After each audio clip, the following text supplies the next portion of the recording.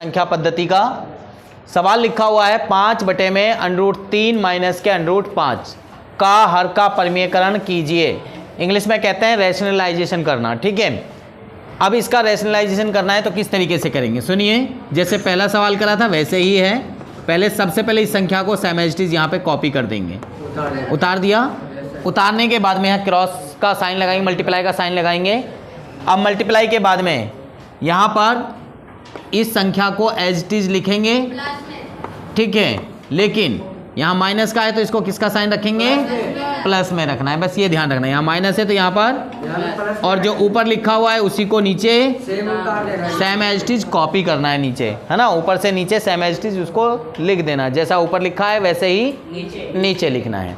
अब यहाँ पे वही रूल a-b, ठीक, यहाँ पे a+b। अब इससे फॉर्मूला बनता है a² माइनस के b², ये याद रखना है। अब यहाँ इनको अगर मल्टीप्लाई करेंगे तो यहाँ 5 × के √3 प्लस में √5, इसको इसके मल्टीप्लाई में इस तरीके से हम लिख सकते हैं। नीचे वाली संख्या को हम इस फॉर्म में लिखेंगे। a क्या है हमारा? √3, और उसका स्क्वायर है तो स्क्वायर में लिख देंगे। माइनस का साइन है बीच में माइनस। b क्या है? यानी कि 5 √5, और इसका होल स्क्वायर। स्क्वायर से √ कैंसिल, स्क्वायर से √ कैंसिल। यहाँ 5 बचा बेटे, यहाँ पे √3 जमा के 5 वो सेम एज इट इज बचेगा, इसमें कहीं कोई भी चेंजेस नहीं है। नीचे क्या बचा? यहाँ पे 3 बचा, और माइनस के यहाँ पे 5 बचे।